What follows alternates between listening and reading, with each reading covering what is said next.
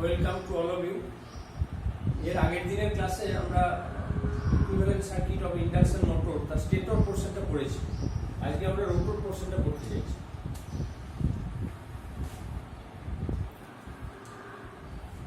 ধরো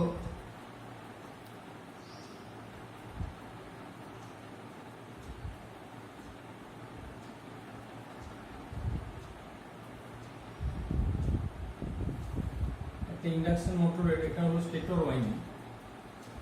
stator winding এর যে ইকুইভ্যালেন্ট সার্কিটটা আমরা পেয়েছিলাম এটা হলো U1 স্টেটর ভোল্টেজ পার ফেজ। প্রত্যেকটা ওয়াইন্ডিং এর রেজিস্ট্যান্স হলো R1 এবং স্ট্যান্ড স্টিল লিকেজ রিঅ্যাক্ট্যান্স হলো X1। এখানে যে ভোল্টেজটা আছে পার ফেজে, যে সাপ্লাই ভোল্টেজ সেটা V1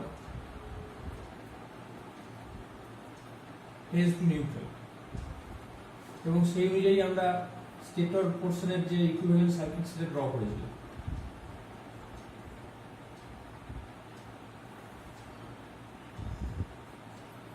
এটা হলো সাপ্লাই ভোল্টেজ পার ফেজ, এটা R1, এটা X1, এবং এটা ছিল ম্যাগনেটাইজিং রিঅ্যাক্ট্যান্স XM, যার মধ্যে দিয়ে ম্যাগনেটাইজিং কারেন্ট ফ্লো করে। আর এটা হলো stator current.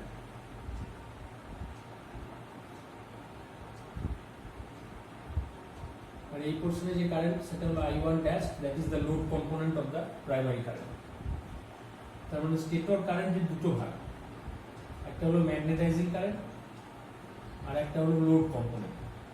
Magnetising current is responsible for developing flux in the machine. তাহলে this is magnetizing current and this is the load component. Load যদি না থাকে, নো লোড কন্ডিশনে থাকে, তাহলে এই কারেন্টটা জিরো হবে। এবং তোমরা জানো যে ট্রান্সফরমারের যে ম্যাগনেটাইজিং কারেন্ট তার থেকে ইন্ডাকশন মোটরের ম্যাগনেটাইজিং কারেন্টের পরিমাণ অনেক বেশি। এর কারণ হলো এয়ার গ্যাপের উপস্থিতি। স্টেটর থেকে রোটরের মধ্যে যখন ফ্লাক্স আসে তখন এয়ার গ্যাপটাকে তাকে দুই জায়গায় ক্রস করতে হবে। এয়ার গ্যাপের ম্যাগনেটিক রিলাক্টেন্স যেহেতু খুব হাই, সেহেতু এয়ার গ্যাপ ক্রস করতে অনেকটা পরিমাণ ম্যাগনেটোমোটিভ ফোর্স এক্সপেন্ডেড হয়, এবং যে কারণে ম্যাগনেটাইজিং কারেন্টের পরিমাণও বেশি হয়। আমি বলেছিলাম তোমাদের যে ট্রান্সফরমারের ক্ষেত্রে ম্যাগনেটাইজিং কারেন্টের পরিমাণ ফুল লোড কারেন্টের 2 to 5%। সেখানে একটা ইন্ডাকশন মোটরে এই পার্সেন্টেজটা 50% পর্যন্ত হতে পারে। তাহলে বোঝাই যাচ্ছে যে magnetizing current IM is very large in case of induction motor as compared to the transformer। এবং এখানে যে ভোল্টেজটা পাবো আমরা সেটা হলো U1, that is the back EMF। এবং এই ব্যাক EMF কে যদি তুমি IM দিয়ে ভাগ করো তাহলে এই XM টা পাবে। এখন যত ম্যাগনেটাইজিং কারেন্টের পরিমাণ বাড়বে ততই এই XM এর ভ্যালু কিন্তু কমবে। তাহলে ট্রান্সফরমারের তুলনায় XM এর ভ্যালু ইন্ডাকশন মেশিনের ক্ষেত্রে কম, কিন্তু still it is much higher than this X1। তার মানে XM এর ভ্যালু R1 বা X1 এদের ভ্যালু থেকে কিন্তু অনেক বেশি। কারণ একটা স্টেটর ওয়াইন্ডিং এর যে রেজিস্ট্যান্স তার পরিমাণ যথেষ্টই কম, এবং এটা হলো তার reactance, inductive reactance due to self inductance. এই জিনিসগুলো আমরা আগের দিন পড়েছি। আজকে আমরা আসতে চাইছি রোটর পোর্শনটা, এবং অনেকে এই XM এর অ্যাক্রসে একটা রেজিস্ট্যান্স আঁকে ওই কোর লসটা দেখানোর জন্য। এটা ট্রান্সফরমারের ক্ষেত্রেও তোমরা পড়েছো, যেখানে RC বলে একটা রেজিস্ট্যান্স তুমি দেখাতে পারো শান্টে, যেখানে তোমার এই কারেন্টটাকে তুমি দুভাগে ভাগ করতে পারো। অর্থাৎ এর মধ্যে দিয়ে যে কারেন্টে যাবে সেটা IM, আর এর মধ্যে দিয়ে যে কারেন্ট যাবে that is core loss current, এবং এই দুজনের যোগফল হলো I0 বা এক্সাইটিং কারেন্ট। তাহলে I0 is equal to IC plus IM। IM-টাকে বলছি ম্যাগনেটাইজিং কারেন্ট আর IC-টাকে আমি বলছি কোর লস কারেন্ট। এখন কোর লস স্টেটরের ক্ষেত্রে যদি খুব কম হয়, জেনারেলি তাই হয়, তাহলে তুমি এই ব্রাঞ্চটাকে নেগলেক্ট করতে পারো, সেক্ষেত্রে I0 এবং IM সেম হয়ে যাবে। যাই হোক, এই জিনিসগুলো আমরা আগের দিন পড়েছি। এখন এই জিনিসটাকে একটু সিম্পলিফাই করে যদি আমি আঁকি, তাহলে RC-টাকে আমি নেগলেক্ট করে আঁকতে পারি। এখন রোটর পোর্শনের ছবিটা কেমন হবে? রোটর পোর্শনের যেটা তফাৎ হবে স্টেটর থেকে, সেটা হলো রোটরেও আমরা 3 ফেজ ওয়াইন্ডিং আঁকতে পারি, বিশেষ করে স্লিপ রিং মেশিনের ক্ষেত্রে। স্কুইরেল কেজ মেশিন আছে সবসময় 3 ফেজ হবে এমন কোনো কথা নেই, কিন্তু এখানে যখন ইকুইভ্যালেন্ট সার্কিটটা আমরা ড্র করব, তখন সেটা কিন্তু পার phase basis equivalent circuit draw করব, যেটা স্টেটরেও আমরা করেছিলাম। রোটরের সঙ্গে স্টেটরের যেটা তফাৎ, স্টেটরটা যেহেতু স্ট্যান্ড স্টিল কন্ডিশনে থাকে সবসময়, সেই জন্য এখানে স্লিপের কোনো বিষয় নেই, কিন্তু রোটরটার রানিং কন্ডিশনে একটা স্লিপ বলে প্যারামিটার আছে। এবং তোমরা জানো যে রোটরের রানিং কন্ডিশনে যে ভোল্টেজটা থাকে পার ফেজে, সেটা হলো SE।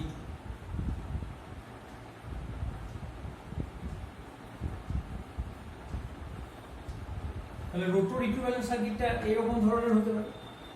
এটা ছিল স্টেটর আর এটা হলো রোটর পার ফেজ ইকুইভ্যালেন্ট সার্কিট। তাহলে SE2 টা হচ্ছে rotor induced EMF per phase, R2 is the rotor resistance per phase, X2 is the rotor leakage reactance per phase at standstill condition, এবং I2 is the rotor current per phase। তাহলে এই যে ছবিটা আমরা আঁকলাম, এটা রানিং কন্ডিশনের ছবি। রানিং কন্ডিশন মানে যখন মেশিনের স্লিপ আমরা ধরে নিচ্ছি S, at a slip of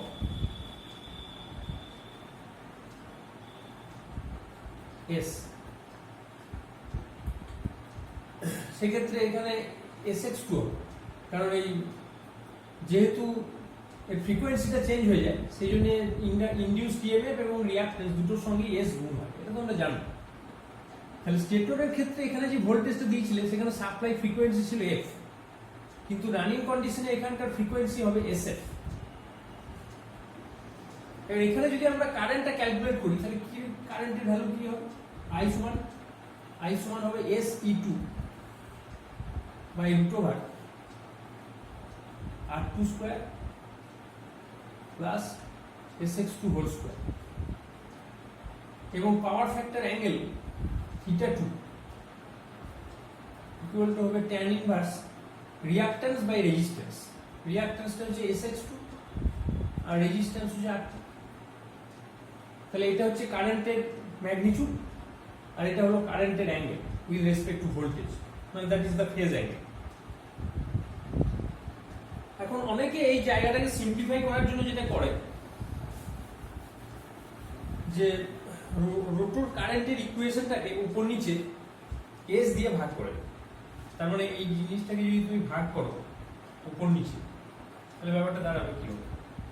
E2 by root over R2 by S তার হোল স্কয়ার ইনটু X2। আর এটাকে যদি ভাগ করো θ2, তাহলে tan ইনভার্স উপর নিচে S দিয়ে ভাগ করে দিচ্ছে, তাহলে R2 বাই S। এখন ম্যাথমেটিক্যালি আমরা এটা করতে পারি, কিন্তু সেই অনুযায়ী ইকুইভ্যালেন্ট সার্কিটটা কি আমরা করতে পারবো? তার ক্ষেত্রে কি অসুবিধা বা সুবিধা আছে সেটা দেখে নেওয়া যায়। আমরা যদি এই অনুযায়ী ইকুইভ্যালেন্ট সার্কিটটা ড্র করি রোটরে, তাহলে কেমন হবে?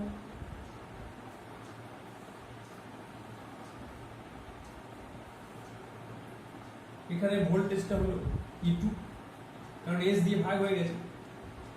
এখানে রিঅ্যাক্ট্যান্সটা হচ্ছে X2 আর এখানে রেজিস্ট্যান্স হচ্ছে R2 by S।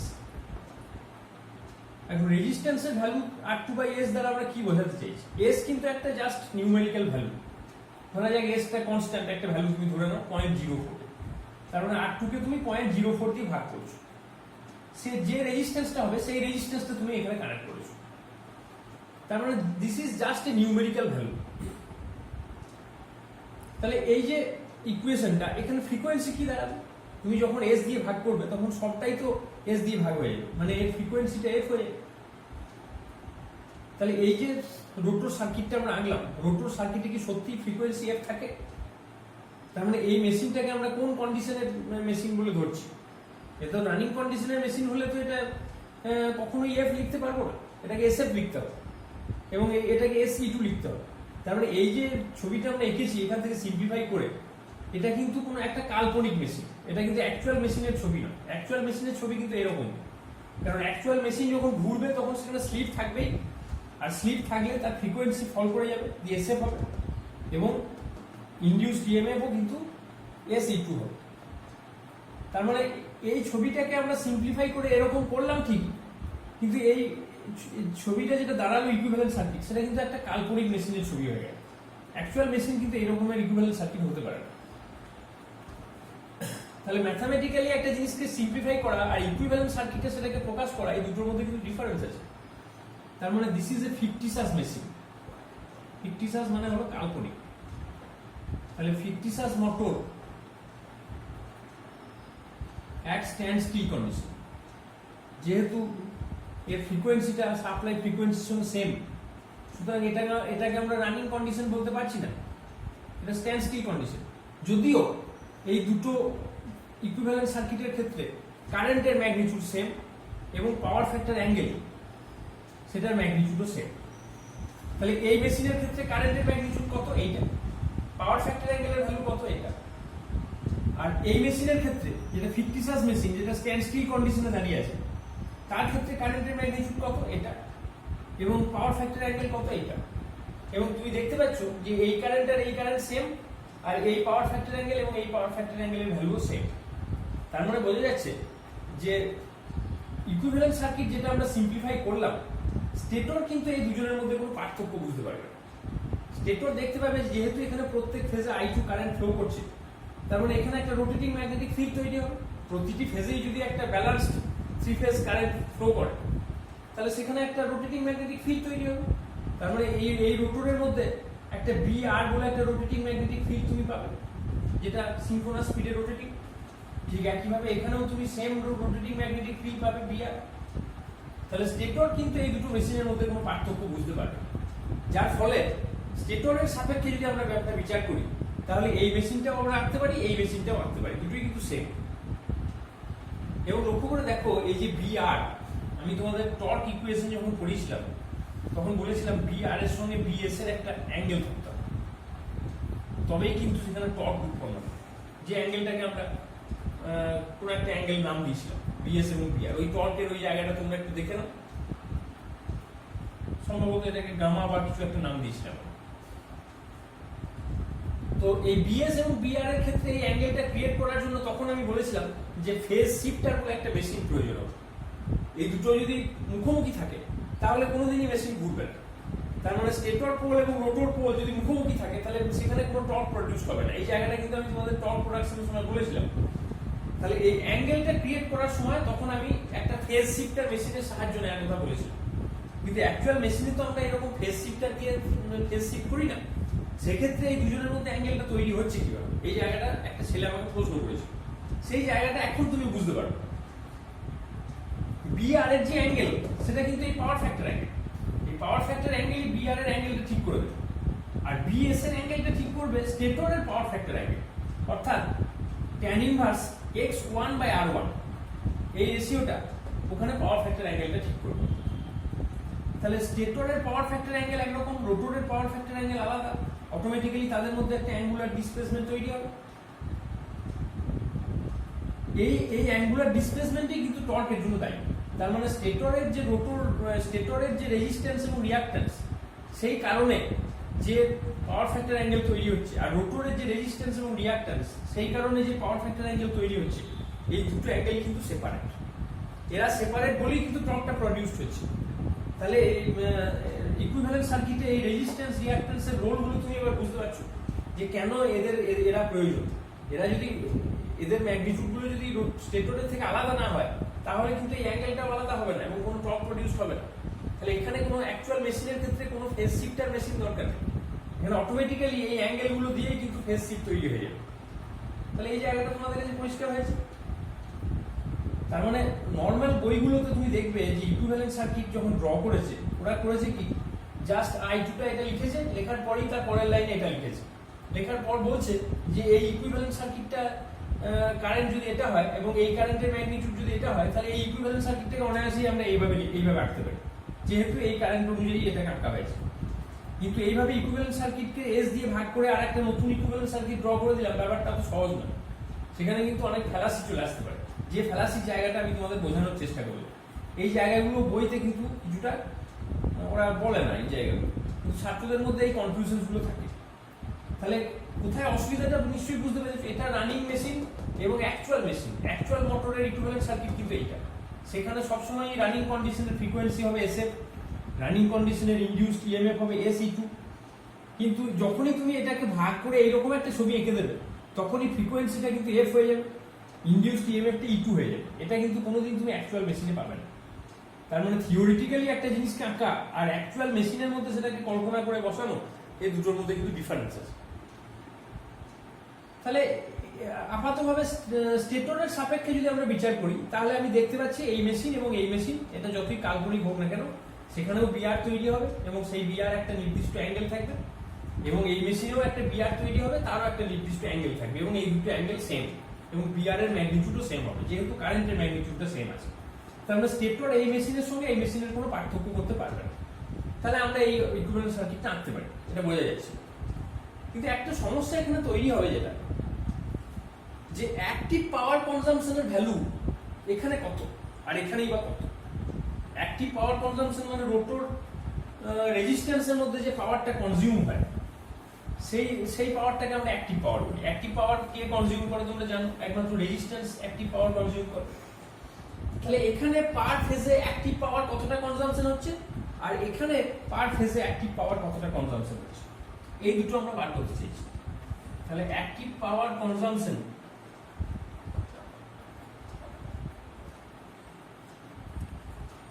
In this machine, এটা হবে I2 স্কয়ার R2, কারণ কারেন্ট হচ্ছে I2 আর রেজিস্ট্যান্স হচ্ছে R2, তাহলে I2 square R2 is the active power consumption. আর এই মেশিনের ক্ষেত্রে অ্যাক্টিভ পাওয়ার কনজাম্পশন হবে I2 স্কয়ার R2/S। তাহলে বুঝতেই পারছো যে এরা যতই ইকুইভ্যালেন্ট হোক না কেন, এবং এই ইকুইভ্যালেন্ট সার্কিটের পরিবর্তে তুমি এটাকে আঁকো না কেন, অ্যাক্টিভ পাওয়ার কিন্তু মিলছে না। অ্যাক্টিভ পাওয়ারের ক্ষেত্রে একটা তফাৎ থেকে যাচ্ছে। কোনটা বেশি বলো তো, এটা বেশি না এটা বেশি? অবভিয়াসলি এস দিয়ে যখন ভাগ করছো, এসটা তো একের থেকে বেশি, একের থেকে কম, একের থেকে অনেকটাই কম, ধরো 0.04 বা 0.05 এরকম। তার মানে সেই রকম একটা ভ্যালু দিয়ে যখন তুমি একটা I2 স্কয়ার R2 কে ভাগ করছো, তখন তো এটা বেড়ে যাবে। তার মানে I2 স্কয়ার R2/S, এই যে পার phase active power consumption in the fictitious machine, that will be greater than this. এবং এদের মধ্যে যে ডিফারেন্সটা, এই ডিফারেন্সটাই হচ্ছে প্রবলেম। এই জায়গাটা তুমি মেলাতে পারছো না, কারণ এই দুটো অ্যাক্টিভ পাওয়ার তো সমান হওয়ার কথা ছিল। তুমি যদি এই ইকুইভ্যালেন্ট সার্কিটের পরিবর্তে এটাকে আঁকতে পারো, তাহলে দুজনেরই অ্যাক্টিভ পাওয়ার সেম হওয়া উচিত ছিল, কিন্তু হলো না। দুটোর মধ্যে একটা তফাৎ থেকে গেল, এবং দেখতে পেলাম আমরা this is greater than this. তাহলে কোথায় ফ্যালাসিটা হচ্ছে, কেন মিলছে না? প্রবলেমটা হচ্ছে এই জায়গাটাতেই, যে এখানে যখন মেশিনটা ঘুরছে, তখন তাকে কিন্তু কিছু অপোজিং টর্ককে ওভারকাম করতে হচ্ছে, এবং এখানে কিছুটা মেকানিক্যাল পাওয়ার কিন্তু ডেভেলপ করতে হচ্ছে, তা নাহলে কিন্তু মেশিন ঘুরতে পারবে না। মেকানিক্যাল পাওয়ারটা কোন মেকানিক্যাল পাওয়ার? ধরো এই মেশিনটা যখন ঘুরছে, তখন একে একটা ফ্রিকশন অতিক্রম করতে হচ্ছে। পাশাপাশি এর যদি কিছু লোড থাকে, সেই লোডটাও তো একটা অপোজিং টর্ক ক্রিয়েট করছে, এবং লোডও তো কিছুটা পাওয়ার কনজাম্পশন করছে। এই জায়গাগুলো কিন্তু এই অ্যাকচুয়াল মেশিনকে ফেস করতে হচ্ছে। কিন্তু ফিকটিশিয়াস মেশিনটা যেহেতু স্থির কন্ডিশনে আছে, স্ট্যান্ড স্টিল, তুমি দেখো এর ফ্রিকোয়েন্সি হচ্ছে F, তার মানে this is at stand still condition. তাহলে সেই মেশিনটাকে কোনো ফ্রিকশন অতিক্রম করতে হচ্ছে না, এবং কোনো টর্কও অতিক্রম করতে হচ্ছে না, যেহেতু সেটা রোটেশনাল কন্ডিশনে নেই। সেই জন্য একে কোনো active power consumption due to the load, এটাকে ওভারকাম করতে হচ্ছে না। তার মানে ফ্রিকশন এবং লোড, এই কারণে যে অপোজিং পাওয়ারটা খরচ হয়, অ্যাক্টিভ পাওয়ার, সেই পাওয়ারটা কিন্তু এর ক্ষেত্রে নেই, কিন্তু এর ক্ষেত্রে আছে। অটোমেটিক্যালি এর ক্ষেত্রে থাকার জন্য এই পাওয়ারটার সঙ্গে ওই পাওয়ারটাকে যোগ করতে হবে, তবে তো তুমি এই পাওয়ারটা পাবে। কারণ এর যে অ্যাক্টিভ পাওয়ার আর এর যে অ্যাক্টিভ পাওয়ার, এদের যে ডিফারেন্স, সেই ডিফারেন্সটাই হচ্ছে ওই অপোজিং পাওয়ার, অ্যাক্টিভ পাওয়ার, যেটা ওই লোড বা ফ্রিকশনের কারণে খরচ হচ্ছে। সেই জায়গাটা তো বুঝতে হবে। তাহলে মেকানিক্যাল পাওয়ার ডেভেলপ যেটা হচ্ছে একটা মেশিনে, সেটা হচ্ছে এই দুজনের বিয়োগফল, এ বড় এ ছোট, তাহলে এই দুজনের যদি আমি বিয়োগ করি এবং সেটাকে আমি, এটা তো আসলে পার ফেজ বেসিসে অ্যাক্টিভ পাওয়ার, তার মানে এটাকে যদি তুমি 3 দিয়ে গুণ করো তাহলে 3 ফেজের টোটাল অ্যাক্টিভ পাওয়ারটা পাবে, এবং that will be the mechanical, এখানে দেখো I2 স্কয়ার R2, তার মানে এখানে একটা I2 স্কয়ার হবে, তার মানে এটাকে 3 দিয়ে যদি গুণ করো তুমি, তাহলে এইটা মাইনাস এটা করলে যে ডিফারেন্সটা পেলে তুমি, সেটা হচ্ছে একটা ফেজের অ্যাক্টিভ পাওয়ারের ডিফারেন্স। তাহলে 3টে ফেজের জন্য তুমি টোটাল এতটা অ্যাক্টিভ পাওয়ার ডিফারেন্স পাবে, 3 দিয়ে গুণ করতে হবে। এইটাই হচ্ছে mechanical power develop by the motor. এটা কিন্তু active power, mechanical power develop by the motor.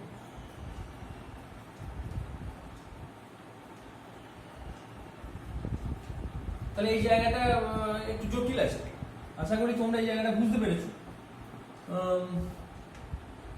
এটাকে বারবার শুনে এটাকে মনে রাখার চেষ্টা করো। আমি এর পরে যেটা করব, যে রোটর এবং স্টেটর, এই যে আলাদা আলাদাভাবে আমরা দুটো ইকুইভ্যালেন্ট সার্কিট করলাম, এটাকে আলাদাভাবে না রেখে আমরা একটা সার্কিটের মধ্যে আনতে চেষ্টা করব, যার ফলে আমাদের সার্কিট থিওরেমগুলো অ্যাপ্লাই করতে অনেক সুবিধা হবে। তাহলে সেই জায়গাতে আমরা এর পরে আসার চেষ্টা করব।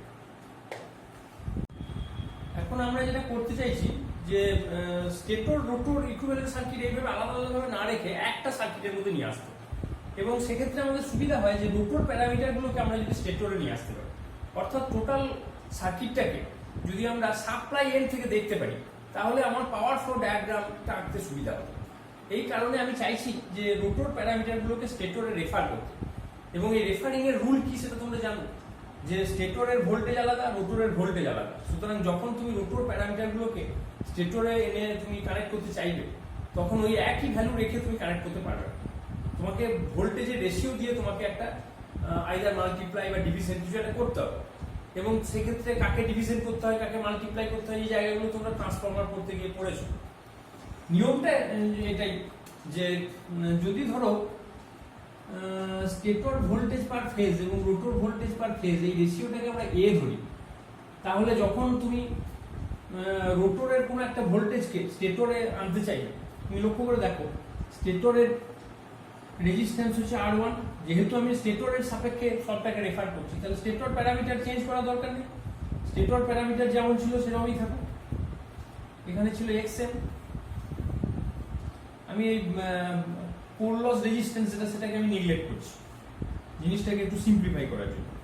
তাহলে এই ছিল তোমার স্টেটরের স্ট্রাকচার, এখানে X1, এটা XM, এবং এখানে I1, আর এখানে IM, আর এখানে I1 ড্যাশ।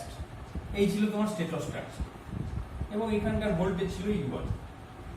এখন লক্ষ্য করে দেখো রোটরের যে স্ট্রাকচারটা ছিল, এই ছিল রোটর স্ট্রাকচার, এখানে E2 ছিল, আর এখানে R2/S ছিল, আর এখানে ছিল X2। তাহলে এই স্ট্রাকচারটাকে যখন তুমি এনে এখানে কানেক্ট করতে যাবে, তখন তো E1 আর E2 সমান হয়ে যাবে। তাহলে E1 আর E2 তো অ্যাকচুয়ালি সমান নয়, দুটো তো আলাদা ভোল্টেজ লেভেল। তাহলে E2 রেখে এটাকে কানেক্ট করা যাবে না, কোনো একটা চেঞ্জ করে তোমাকে আনতে হবে। কিভাবে চেঞ্জটা করবে তুমি যদি এরকম করো যে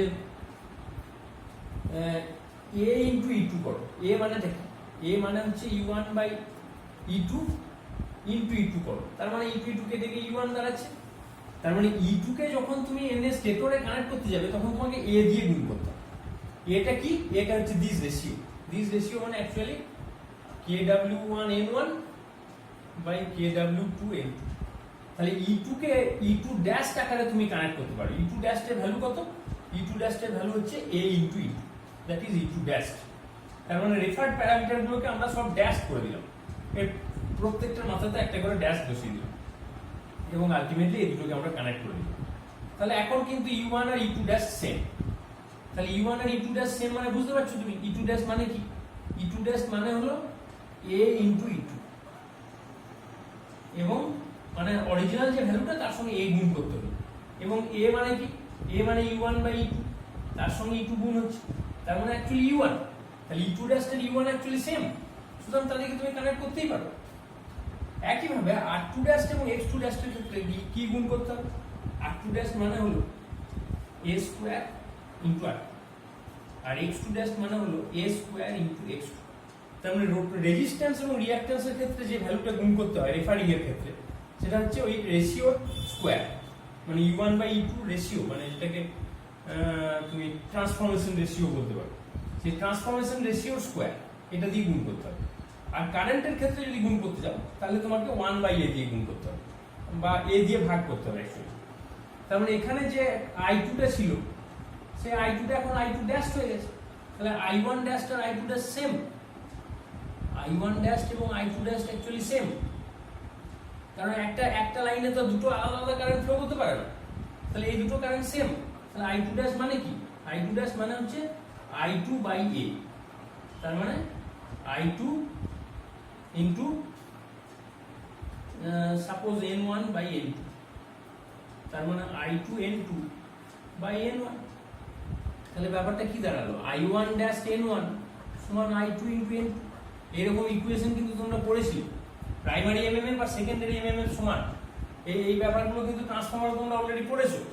তার মানে কারেন্টের ক্ষেত্রে রেফারিং করতে গেলে তোমাকে A দিয়ে ভাগ করতে হবে, ভোল্টেজের ক্ষেত্রে রেফারিং করতে গেলে তোমাকে A দিয়ে গুণ করতে হবে, আর যদি রেজিস্ট্যান্স রিঅ্যাকট্যান্সের ক্ষেত্রে রেফারিং করতে যাও তাহলে তোমাকে তার স্কোয়ার দিয়ে গুণ করতে হবে। এই জায়গাগুলো তোমরা ট্রান্সফরমারের ক্ষেত্রে জানো, এই জায়গা আমি আর এখানে ডিটেলসে যেতে চাইছি।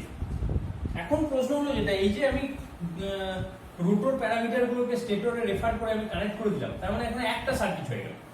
এই একটা সার্কিটে আমি এবার সার্কিটের থিওরেমগুলোকে অ্যাপ্লাই করতে পারবো। কিভাবে অ্যাপ্লাই করব? আমি ধরে নিলাম যে এই যে দুটো পয়েন্ট, এই দুটো পয়েন্টকে আমি ধরলাম এটা x, এটা y। তাহলে x আর y এই দুটো পয়েন্টের সাপেক্ষে ধরো এটা হচ্ছে U1 সমান E2 ড্যাশ। এখানে যদি আমি চোখটা রাখি, চোখটা রেখে আমি এই দিকে তাকাই, দিয়ে আমি থেভেনিনস থিওরেম অ্যাপ্লাই করি, তাহলে কি হবে? তাহলে আমি এখানে একটা থেভেনিন ভোল্টেজ পাবো, সেই থেভেনিন ভোল্টেজটাকে আমি ভি থেভেনিন বলতে পারি।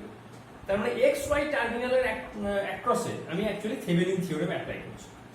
তাহলে এখানে এক্স ওয়াই এর অ্যাক্রসে ভোল্টেজ তুমি কত পাবে? এই যে কারেন্টটা এখানে পাস করছে, সেই কারেন্টটা এক্স এম এর অ্যাক্রসে যে ভোল্টেজটা ড্রপ করবে, সেই ভোল্টেজটাই তো তুমি এখানে প্যারালালে পাবে। তাহলে ভি থেভেনিন সমান কত হবে? ভি থেভেনিন মানে অ্যাকচুয়ালি ভি এক্স ওয়াই, মানে এক্স ওয়াই টার্মিনালের অ্যাক্রসে যে ভোল্টেজ, সেইটা কত? সেইটার ভ্যালু হবে V1/R1 X1 XM, এখানে J হবে একটা, ইনটু JX, X টা বড় হবে। ভালো করে বুঝতে পারলে কিনা দেখো, এই যে V1 ভোল্টেজটা, এই V1 ভোল্টেজটাকে তুমি রেজিস্ট্যান্স এবং রিঅ্যাকট্যান্সের টোটাল যে ইম্পিডেন্স, সেই ইম্পিডেন্সটা দিয়ে ভাগ করে নিলে কারেন্ট পেয়ে গেলে। সেই কারেন্টটা তোমার এখানে যে এক্সএম এর অ্যাক্রসে যে ভোল্টেজটা ড্রপ করবে, এগুলো কিন্তু সবই জে আছে একটা করে, এটা মনে রাখবে। প্রত্যেকটা রিঅ্যাকট্যান্সের সঙ্গে একটা করে জে আছে। তাহলে এর অ্যাক্রসে যে ভোল্টেজটা ড্রপ করবে সেটা হচ্ছে ওপেন সার্কিট ভোল্টেজ। তার মানে তুমি যদি এই পার্টটাকে ওপেন করে দাও, ওপেন করে দিলে এখানে যে ভোল্টেজটা পাবে, সেই ভোল্টেজটাকে আমি ভি থেভেনিন বলছি। নিশ্চয়ই বুঝে গেছো? আচ্ছা, আর থেভেনিন কি হবে? আর থেভেনিন বা জেড থেভেনিন যাই বলবে তুমি, জেড থেভেনিন সমান কত হবে? যে এটা তো সিরিজ সার্কিট, জেড থেভেনিন মানে এই পুরোটাই তোমার যোগ করলে যেটা পাবে তুমি, তার মানে এইটা, তাই না? তাহলে এখানে আই থেভেনিন সমান কত লিখতে পারো?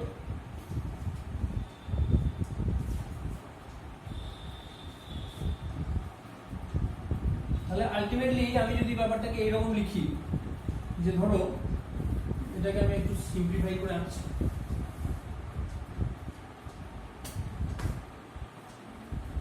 ধরো এটা হচ্ছে আমি ধরলাম আর থেভেনিন, এটাকে আমি ধরলাম এক্স থেভেনিন, এটাকে আমি ধরলাম এক্স টু ড্যাশ, এটাকে আমি ধরলাম আর টু ড্যাশ বাই এস। তাহলে সার্কিটটাতে আর এক্স বলে কিছু থাকলো না, তার মানে আমি এক্স ওয়াই টার্মিনালের অ্যাক্রসে ভি থেভেনিন অ্যাপ্লাই করেছি, মানে থেভেনিনস থিওরেম। তাহলে এখানে ভি থেভেনিন, সেই ভি থেভেনিনের জন্য এখানে আই থেভেনিন কারেন্ট ফ্লো করছে এবং আলটিমেটলি কারেন্টটা এখানে ফ্লো করছে। তাহলে এই যে আই থেভেনিনের ভ্যালু, এটা কত হবে? আই থেভেনিন সমান হবে V VThevenin by root over RThevenin plus R2 dash by S তার whole square plus X Thevenin into X2 dash plus X2 dash তার হোল স্কোয়ার। এটা হচ্ছে তোমার, এটাকে তুমি আই থেভেনিন না বলে তুমি বেটার I2 ড্যাশ বলো, কারণ I2 ড্যাশ কারেন্টই তো অ্যাকচুয়ালি ফ্লো করছিল, টোটাল সার্কিটটাতে একটাই কারেন্ট ফ্লো করছিল, সেটা হলো I2 ড্যাশ।